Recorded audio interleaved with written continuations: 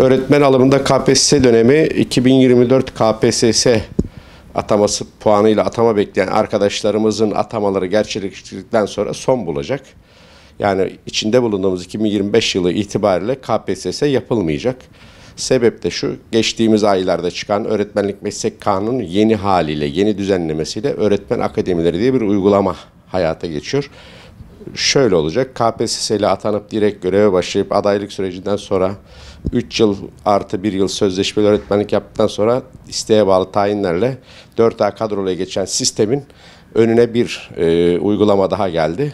Süreler konusu henüz net olmamakla birlikte 16-17 merkezde kurulacak olan öğretmen akademilerinde çoğunluğu yüz yüze eğitimler olmak suretiyle meslektaşlarımız bir dizi Diyanet'te olduğu gibi, Adalet Bakanlığı'nda olduğu gibi akademik eğitimlerden ya da polis mesleğinde olduğu gibi akademi eğitimlerinden geçirilerek mesleğe başlayacağı. Dolayısıyla KPSS ile değil de akademiye giriş sınavıyla öğretmen adaylarının alınacağını ifade eden bir yaklaşım olduğunu öngörüyoruz.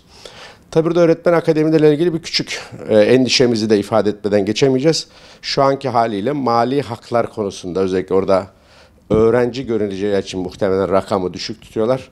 Yani mesleğe başlayan bir öğretmenin alabileceği atıyorum 50.000 TL ise işte 27-30.000 TL bandında bir para vermek suretiyle bunların aday öğretmen olarak alınacak olmuş olmaları özellikle mali ve özlük hakkı olarak biraz sıkıntılı bir süreç. Barınmayı ve yemeği içmeyi sağlarsa elbette tıpkı polis akademilerinde olduğu gibi cep harçlığı niyetine bunlar olabilir ama bu konuyla ilgili şüphelerimiz var, bu konuyla ilgili endişelerimiz var. Uygulama tarihi olarak da 1 Eylül 2025 olarak belirlenmesi de biraz süreci nasıl işleyeceğini, alandaki eksikleri görerek bir iyileştirme yapılacağını öngörüyoruz.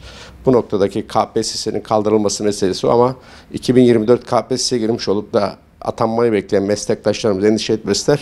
Önümüzdeki günlerde muhtemelen 2024 KPSS ile ilgili atama konusunda da açıklamalar yapılacaktır. Son kez KPSS 2024 ataması gerçekleştirildikten sonra 2025 1 Eylül'de yürürlüğe girecek olan akademi uygulamasıyla akademiye giriş sınavı olarak uygulanacağı öngörülüyor. O şekilde anlaşılıyor. Kanun da bu şekilde emrediyor. Yaşayıp göreceğiz diyelim. Hayırlı olur inşallah.